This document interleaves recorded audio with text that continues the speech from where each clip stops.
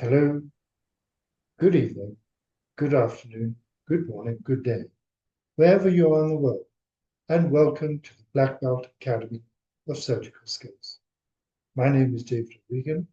I'm a professor in the Medical Education Research and Development Unit of the Faculty of Medicine of the University of Malaya. I'm a retired cardiac surgeon and past director of the Faculty of Surgical Trainers of the Royal College of Surgeons of Edinburgh. We are coming to you live from Kuala Lumpur, thanks to Iron Echo and Dr. Apogino, who is on production from New Delhi. She tells me it's 40 degrees in New Delhi and monsoon season is about to start. Outside, we have the lights of Petronas Towers, KO Tower, and Madaka Tower. This series, the Black Belt Academy of Surgical Skills, is accredited by the Royal College of Surgeons of Edinburgh and carries CPD points. We are also recognized by the Academy of Medicine of Malaysia. If this is your first time joining, thank you. And if you're returning, it is a pleasure to see you again. We do set questions before each session and try to time it such that you answer the questions before I start the meeting, such that I can understand where you're coming from and your concerns. This is on a Zoom platform, which is wonderful and enables you to ask me questions as we go along, and I'm very happy to be interrupted. I'd only ask that during the presentations that you keep your camera off, because otherwise I'm reduced to the size of a postage stamp on my laptop, which is 2 arms lengths away, and I'm trying to focus the camera and keep everything in view. If it's not clear or you don't understand, you're welcome to interrupt. This is for you and for you to actually comment and to ask questions. So this evening, we are going to be talking about knots, and I'd like to ask Dr. Abdiba, if you wouldn't mind turning your camera off, please, because that enables us to maintain the screen. So please turn your camera off. Thank you very much indeed. So this evening, we are going to be talking about a knot. Well, knots. A knot is actually a condition of taking a long, flexible object and taking one end over the other, and we have a knot. So anything that's long and flexible, like your hair, ends up in a knot. The knot could also refer to a knot in wood, and the knot that is used to determine maritime speed, which is 1.85 kilometers per hour. But the most famous knot dates back to 333 BC. You see, in 333 BC, the Phrygians were without a king, but the oracle at Telemasus, the ancient capital of Lycia, decreed that the next man who entered the city driving an ox cart should become their king. A peasant farmer named Gordius drove into the town with an ox cart and was immediately declared king. Out of gratitude, his son Midas dedicated the ox cart to the Phrygian god Sabazios, whom the Greeks identified with as Zeus, and tied it to a post with an intricate knot of cornel bark. This became the legendary Gordian knot. Reputedly, whoever could untie was destined to rule the whole of Asia. The knot was later described by Roman historian Quintus Curtius Rufus as comprising of several knots, all so tightly entangled that it was impossible to see how they are fastened. The ox cart stood in place in the palace of the former kings of Phrygia at Gordium in the 4th century BC. and Phrygia had become a province of the Persian Empire.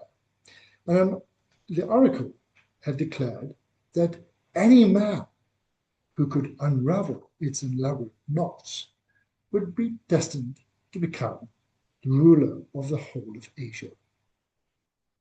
Well, a young soldier entered the city and wanted to untie the knot, but struggled to do so.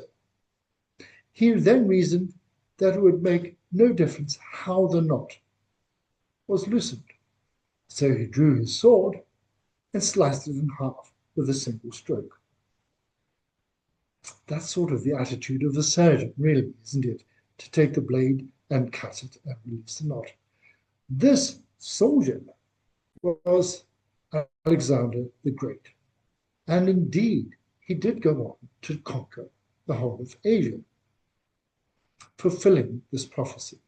Sources from antiquity, however, agreed that Alexander the Great was confronted by the knot, but his solution is disputed. Both Plutarch and Arrian relate that, according to Aristobulus, Alexander the Great simply pulled the linchpin from the pole to which the yoke was fastened, exposing two ends of the cord and allowing him to untie the knot.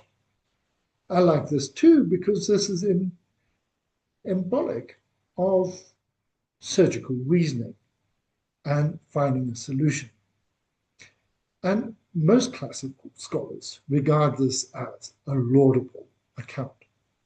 Now, the first surgical ligatures were described by Heraclius in the 1st century, and knots were shown in many historical pictures to secure surgical materials when binding tissue.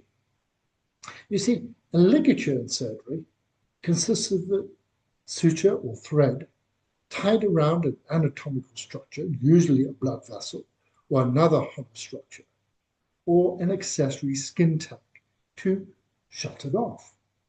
And the principle of ligation is attributed to Hippocrates and Galen, and in ancient Rome, ligatures were used to treat hemorrhoids. The Spanish Muslim doctor Al-Sawari described the procedure around 1,000 years ago in his book Kitab al-Tarif.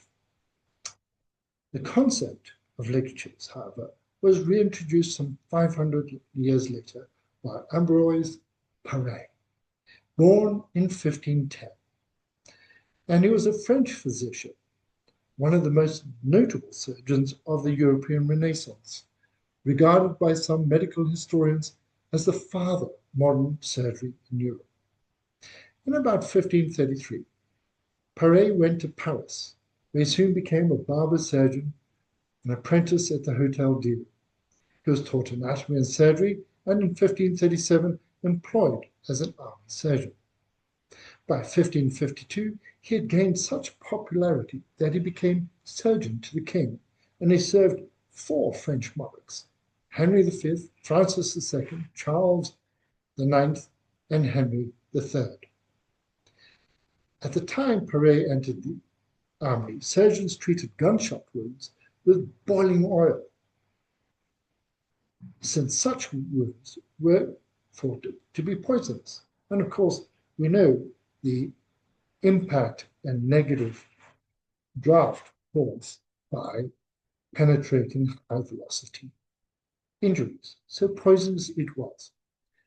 But on one occasion, when Paré's supply of oil ran out, he treated the wounds with a mixture of egg yolk, rose oil, and turpentine, and actually noted the wounds healed a lot better than those fried with boiling oil. Sometime later, he reported this in his own treatise, Le Méthode de Tracher les plats faits par les aquabosses à, my French is dreadful, basically meaning the method of treating wounds made by guns.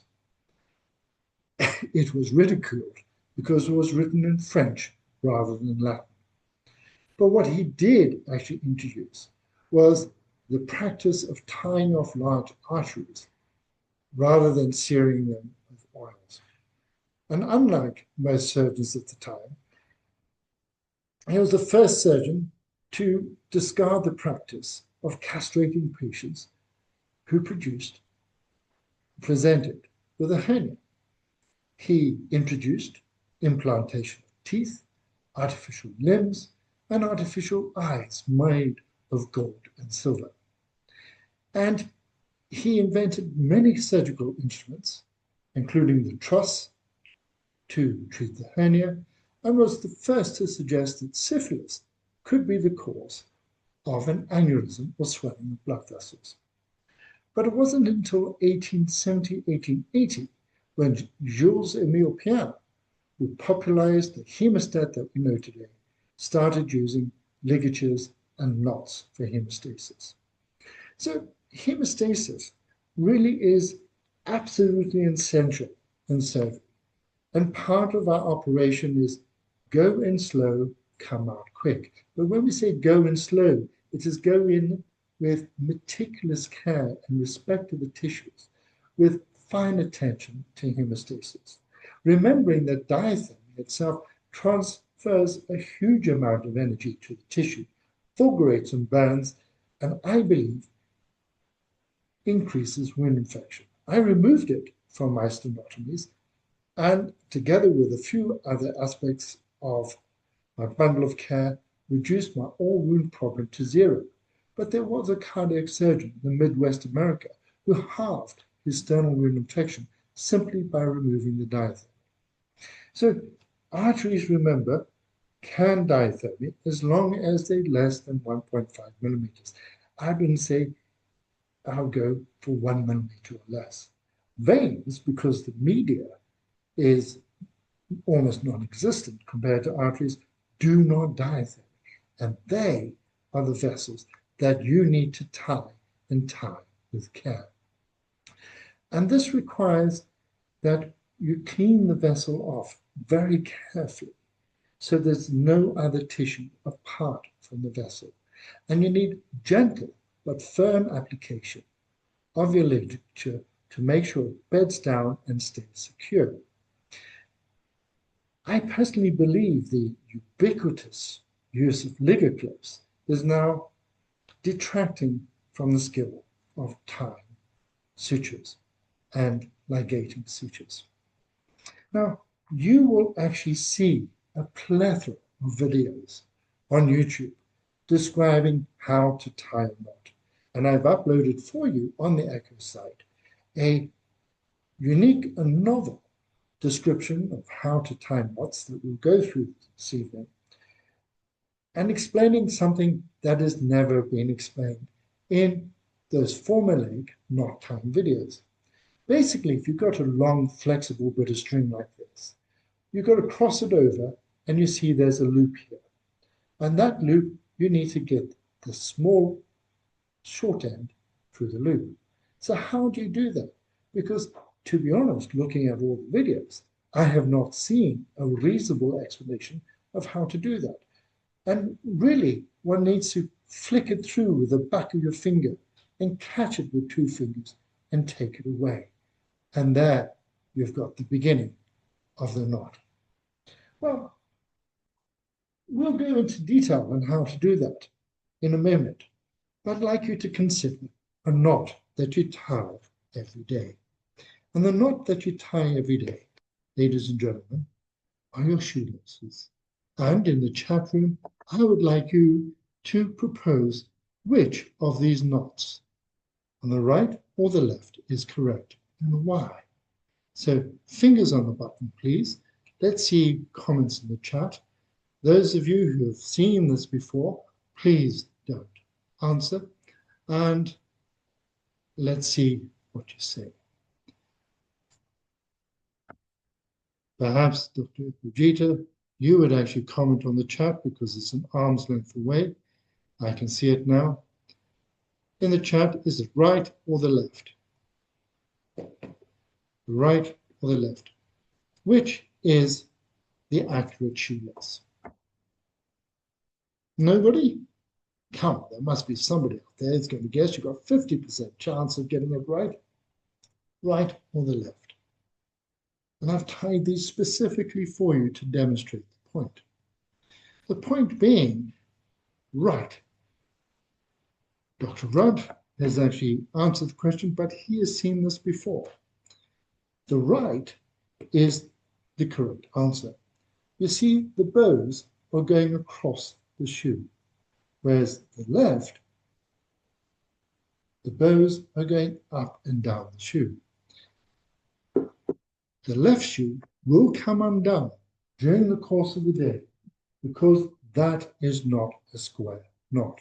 So let me take you over to the top. I'm just adjusting my camera so I can see more clearly, bring you over the top and explain to you what I mean by a square knot. So I'm going to show you a square, a flat knot. You'll recognize here is right over left, left over right, and that is a reef knot. You can see it sits flat on the table. By contrast, this represents the bows of the shoe, across the shoe. By contrast, that is a uncrossed knot, a crossed knot. That's a square uncrossed knot. That is a crossed knot, otherwise referred to granny knot, and this represents the loops going up and down the shoe. Why this is important, if I use a knot I tied here earlier, if I put my finger in here and actually work it, imagine you walking around each day, 10,000 steps as minimum, there you go. It didn't take much for that to come undone. Whereas, if we actually tied a proper square knot, there you go, we've got that. All right, and if I put my fingers inside, I am actually trying to disrupt the knot, but you can see it is self-tightening. That is the most important element of knot tying and understanding what's involved. To do this, there is a movement of the hands that you need to appreciate as part of the knot tying process for the one-handed surgical knot. I just want to demonstrate something to you as well. There you go. Like a bit of magic. Okay.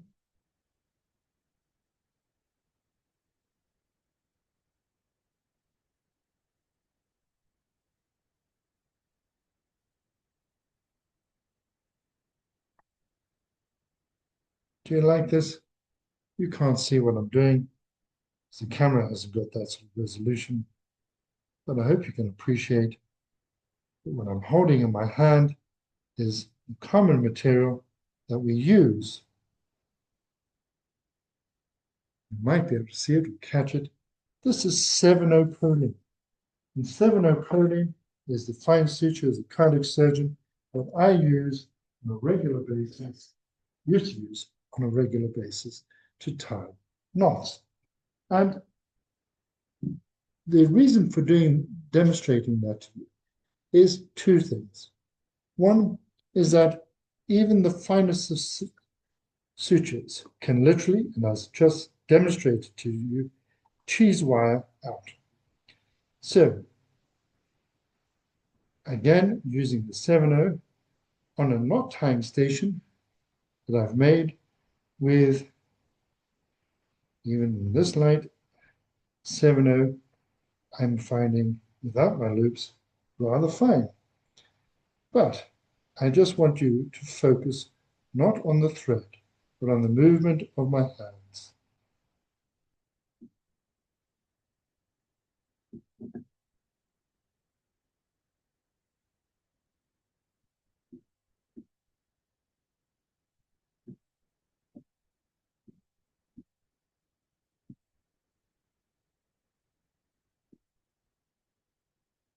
My hands are going back and forth.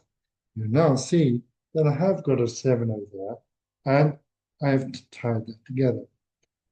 There are certain principles involved in this that are very important when it comes to understanding how you tie a knot. So, usually you're given a thread with one side black, one side white, which is fabulous, but they're of equal length, which doesn't really help us. Just as an aside, this little plastic on the end was made by Robert Aglet back in the 1750s. That's patented and was used to design to hold the end of the shoelaces together without them coming undone. So we are going to do the one-handed surgeon's knot, and I'm going to take you to a view that I hope will demonstrate. So we have a long end, which is white, and a short end is black. I'm holding the short end between my thumb and my index finger.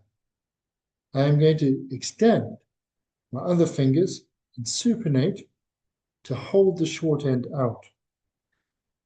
I think, looking at the camera, I'm going to do it this way. So I'm supinating. You can see the short end's being held out. The long end crosses over the short, okay? And my three fingers are through that hole I demonstrated earlier. Now my middle finger is going to come over the top and catch that short end. And this is where it flicks through. And you catch it between the middle finger and your ring finger, and you take it away. All right? Note that I'm putting my index finger down in the knot. We'll come to that again in a moment. So now I'm holding it between my middle finger and my thumb. I'm taking my index finger to sweep out. I'm turning it in. And again, you can see I'm holding that short end out. I'm crossing the long over the short.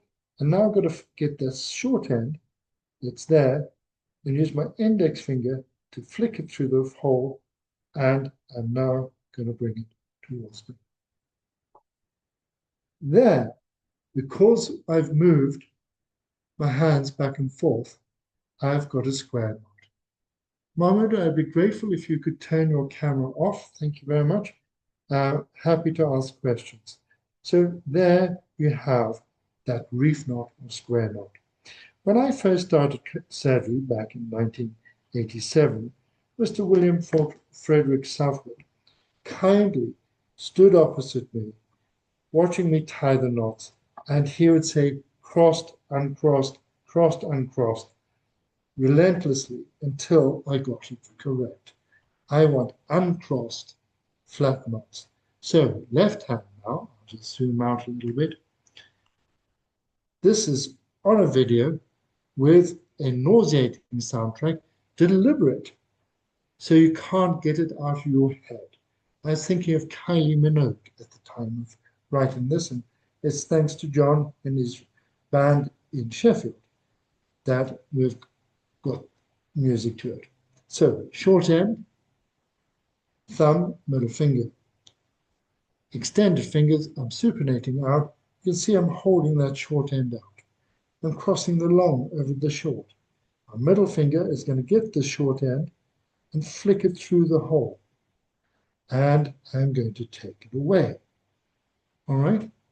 I'm now holding it between my thumb and the middle finger. My index finger sweeps around, holds the short end out. I cross over the long of the short, and I flick it through the hole, and I bring it towards me. And there is the reef knot again.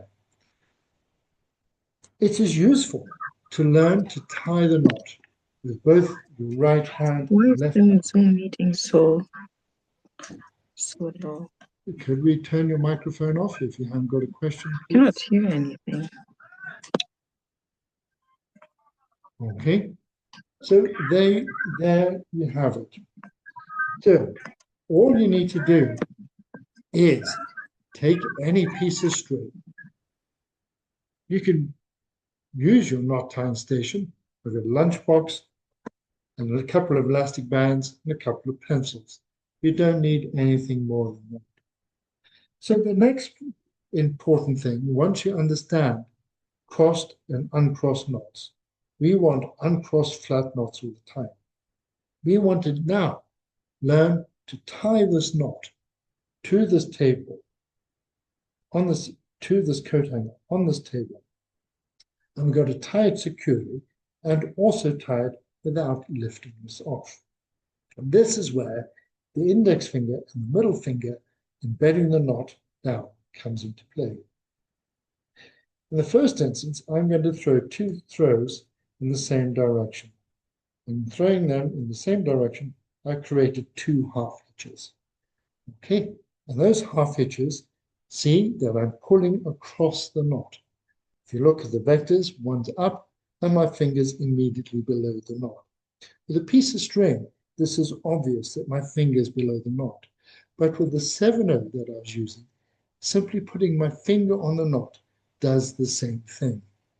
So once that's in position and you've made sure that it's bedded down as tight as you can possibly can, then you come back and you complete your knot.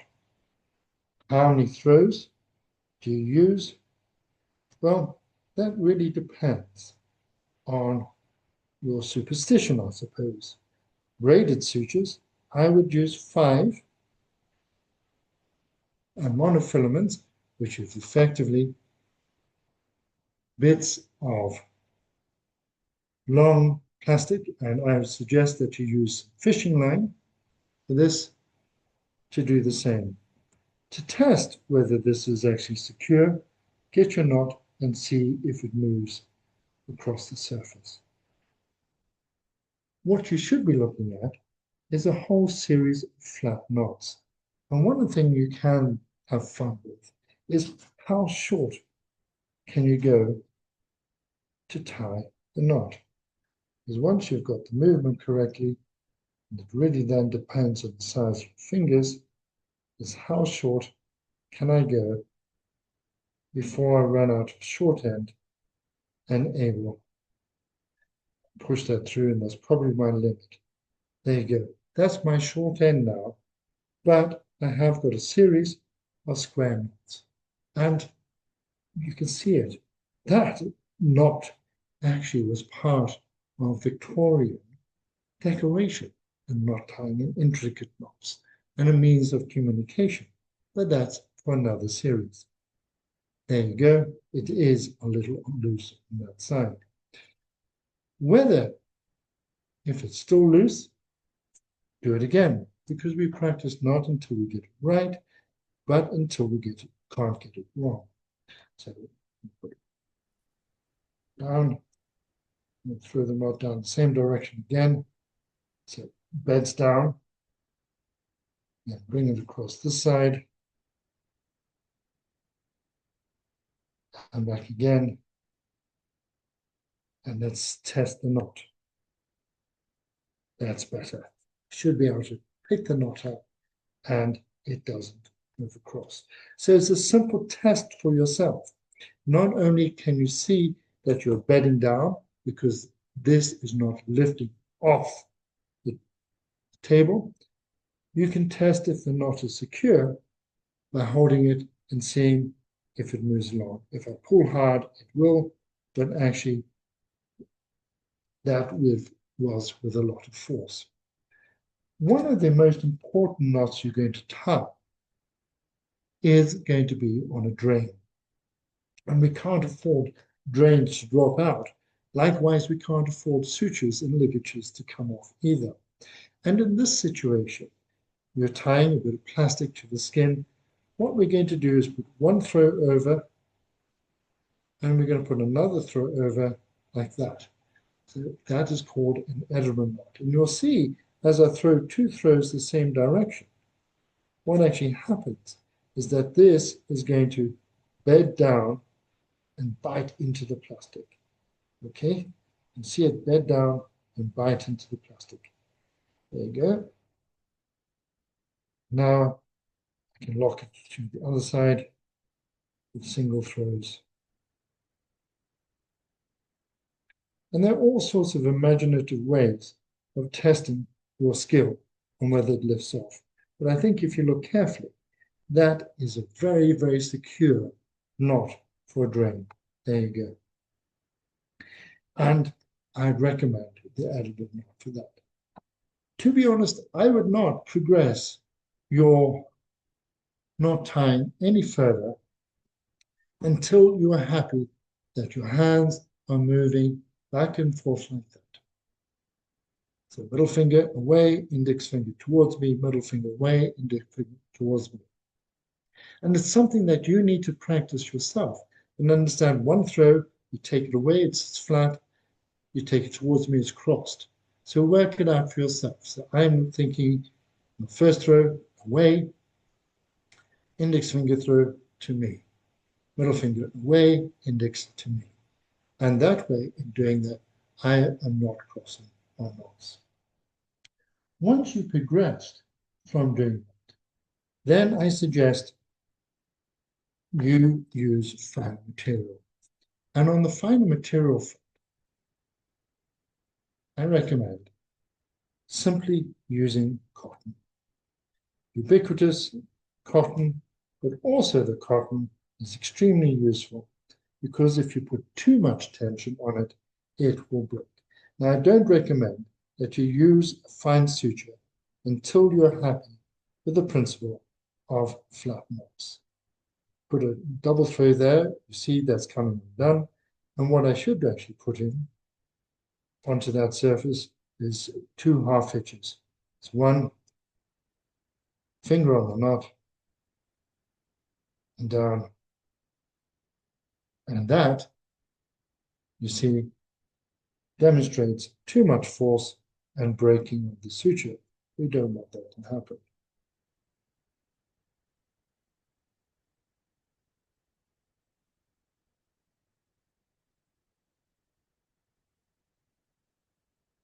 I'm failing to get this knot down.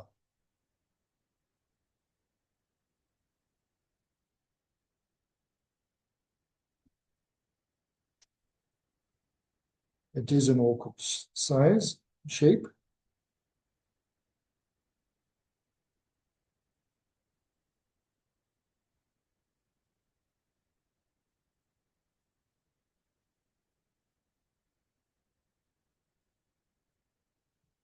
Again, here goes the challenge.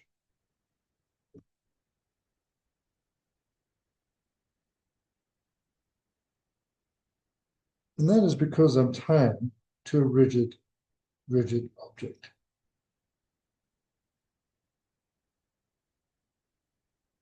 As soon as I lift up, I'm actually undoing the knot, and my 2 half hitches are not down. So let me just try. This is some silk. And we used to use lots of silk as ligature, but it is not actually used now.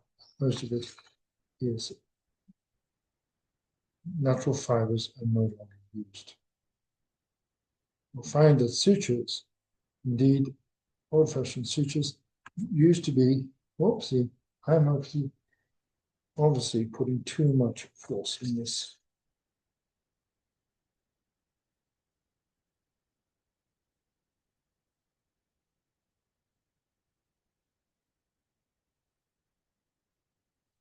Sutures used to be coated. Modern ligature material is coated, unlike cotton, and it enables it to slide down easily.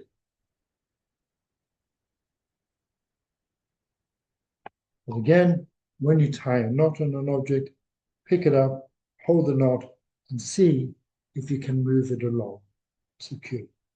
So I suppose if you put a little bit of Vaseline on it to tie it down, it might actually slide down and bed down easier. Indeed, that is what the scrub nurse used to do with ligature material in the past. Most ligature material nowadays comes coated. So the next thing is actually, we've understood that we're moving our hands back and forth. We understand that we have to put our finger on the knot, and the finger you put on depends on the throw. See the index finger or the middle finger. We now move to tying knots at depth. In tying knots at depth, we've got three representing the three levels in the Black Belt Academy of Surgical Skills. Passing a pencil through a paper cup that is on a surface with a blue tack and can easily be pulled off. At 2 phalanges deep, we have got the green, and at the bottom of the cup, at 3 phalanges deep, we've got the black. So in each of these cases, we are going to tie a knot, and the idea is to tie a knot accurately around the pencil.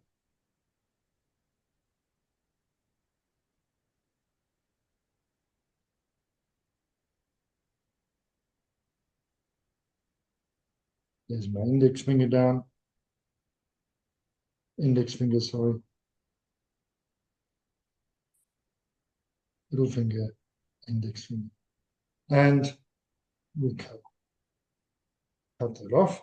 Just to say that we don't usually use Macintosh scissors to cut these, but if you bring your scissors in, open them up only enough to do the job, cut and take away. To test whether this is correct, hold the knot and see if you can pull the pencil back and forth. Once you've done it at that depth, move to another depth, this time green. I'm going to show you a simple way of passing a suture at depth. I've got this bowstring or leahy. I'm putting it below what I want to tie. I can easily pick up the thread, remove the leahy, and pick up the other end. If you try passing this loose end down a hole, that is not going to work. So as an assistant to bowstring it across a leahy or Roberts is the best way of doing it. Okay?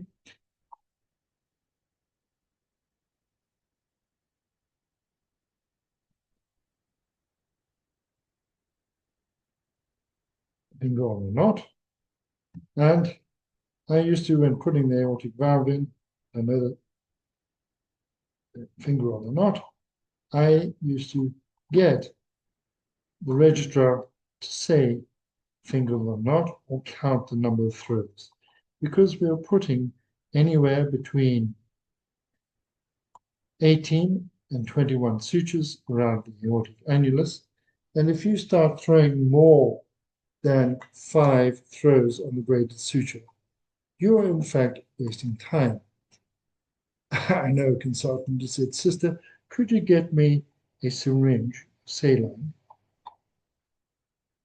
And you'd say, "Why?" It's because my hands are moving so fast and it's generating so much heat. Well, I have a problem with that because I don't teach speed in surgery at all. It all is technique. A bit in martial arts is all about technique. You get the technique right, the rhythm and flow will come. And doing the systematic review of teaching of basic skills, we all talk about fluidity of motion, but nobody has actually broken it down to say it's all technique. Now I want you to just listen to this. Listen.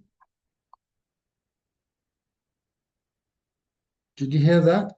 I'll do it again. Yeah, and again. That is, put a thumbs up if you can hear me on that. Do it once more because I think it's the cup is a fantastic amplifier for something that you should not do in surgery, is actually keep the strings tight and have them rasping against each other as you take them down, because that is going to result in a weakened and damaged suture. With each of these, at depth and on the surface, the measurement is simple. Can you take the knot with a pair of forceps and does it move on the pencil? Okay, there's one that does move. That was last time. That is this evening's, it's that one. There you go, on the pencil. Simple, objective way of measuring how well you can tie a knot. And I would actually include the rasping sound at the bottom of the cup. And if I hear that, you're putting too much tension on the suture itself, and it's not going to work. But of course, we need to be tying hollow objects. And when we are tying hollow objects, they're usually full of air or blood. And here we've got a party balloon that is blown up and an opportunity now to practice our knot tying. And all of these are easily achievable and easily practiced at home. But you're not going to start doing this until you can tie square knots. And make sure that they're firm and secure. Thing about the balloon, I haven't quite worked out the perfect holder. I'm holding it across two instruments, but even that is not enough. So I used to use a surgical glove for this exercise, but then determined that actually that wasn't very eco-friendly and very expensive.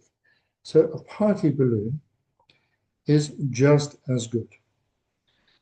And in the surgical time, what you want to actually see is the knot being bowed down, almost a pause at the bottom to say finger on the knot. And when Martin and I are taking him through a water bow replacement, I would ask him to pause at the bottom and say finger on the knot. And once he'd said finger on the knot, I'd count and he'd throw another throw. And we do that for 5 throws. And sometimes I'd look at his hand. I would say finger on the knot, and he would count. But it was rather fun that we had a metronome, rhythmic movement going as we accurately put down the knots. So this is taking knot tying to another level when supervising and tying knots. It's interesting that Martin's been in practice now, I think, 18 years, and he tells me that he still can't get my voice out of his head as he's doing any water placement. The important thing is, as we demonstrated already with the cotton, that it does actually break. And that is because you put too much force in it. But much earlier, I was showing you how we could actually slice some cheese with a 7/0. It didn't break, and we didn't put any force on it. So depending on which throw you're putting on, there's a pause at the bottom of each throw, in fact, bedding the knot down. With a bit of string, as I said, my finger was below the knot. On smaller string, just putting your finger on the knot will give you that cross knot tension. So that is why I actually advocate saying finger on the knot. So there's no speed at all. There's no need for a syringe of water from the sister.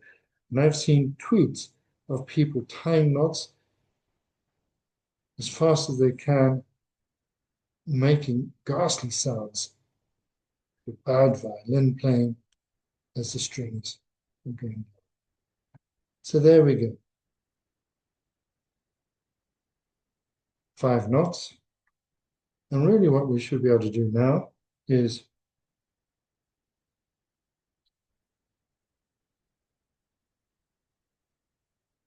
cut them. Okay? I'm going to cut them.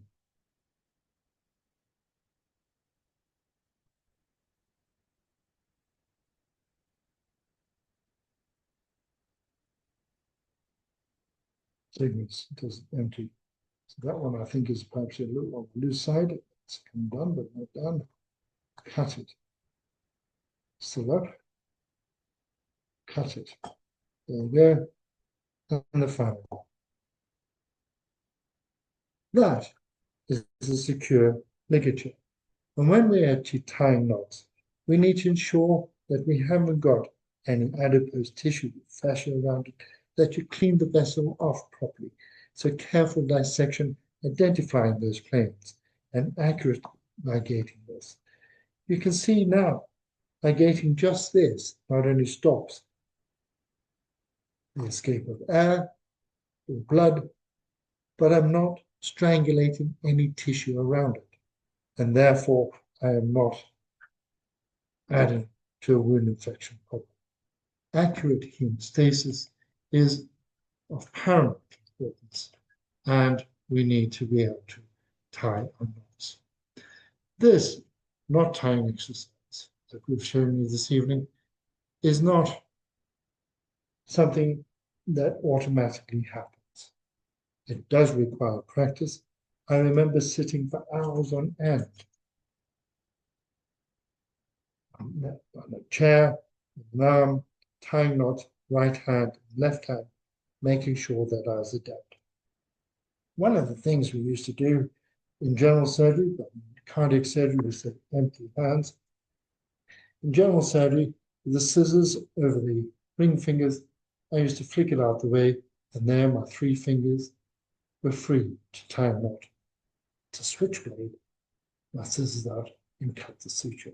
The purists would say, do not cut anything more than a 3/0 or even a 4/0 with McIndoe scissors because you block the scissors. But something that we did often in general surgery.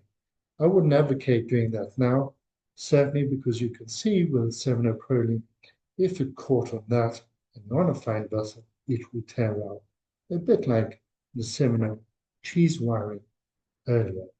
So there you have it, a full gambit, full range of DIY knot tying skills that you can easily do at home. Simple principles. 1.